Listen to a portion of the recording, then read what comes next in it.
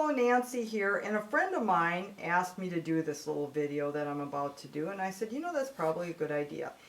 And what it was, her request was to tell people what all these different pins and these little rings and whatnots are for when you are, you know, stocking up on your knitting notions. Why do you need them? Well, I had one friend say, well, to decorate your knitting, of course. Well, that's partially true. We do like pretty beads. But they do serve a function, and a lot of it is to hold a drop stitch until you have a moment to repair it. But many times it's a heads up. That's really what they're for. And I will show you. You see this little swatch here has 3 different pattern stitches going on here.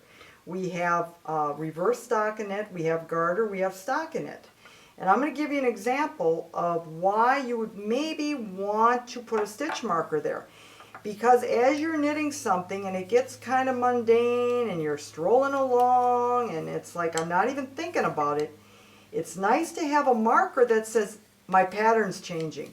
Okay, I have a friend that must put 20 per row, I'm not kidding you, but that's okay. So now what I'm going to do is I'm going to place a marker.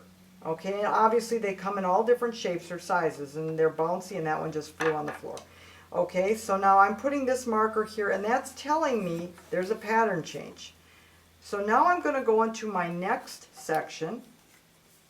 These also serve well for marking when you begin or end a round. Some people actually make their own markers out of yarn, which you can do. Okay, so now we're going to be down here 2, 4, 6, 7. Okay, so now my friend Angela made these beautiful markers, so we're kind of keeping her busy making lovely markers for us. So we're going to slip that one on. Okay, now the last section is a knit. Okay, so I use these markers to tell me when there's a pattern change on my work. Okay, now you look at it, and you can use, like I say, whatever you like.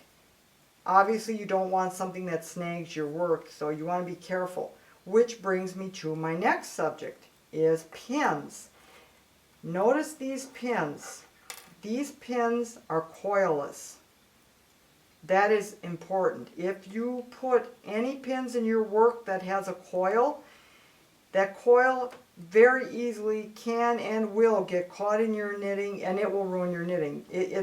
I've seen this happen, and that wire gets caught in there and there's no way to get it out. It just works its way in there. So you would want to use a pin.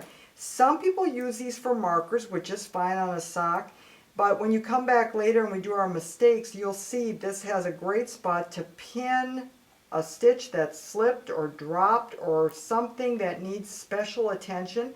They come in the metal. You can buy plastic. These work really nice if you're doing Japanese short rows, which down the road we'll be going over those as well. But they come in all shapes and sizes, so that is what you use markers for. They have a real purpose, and you can have a little fun with them too. Thank you, Angela. That's a beautiful marker.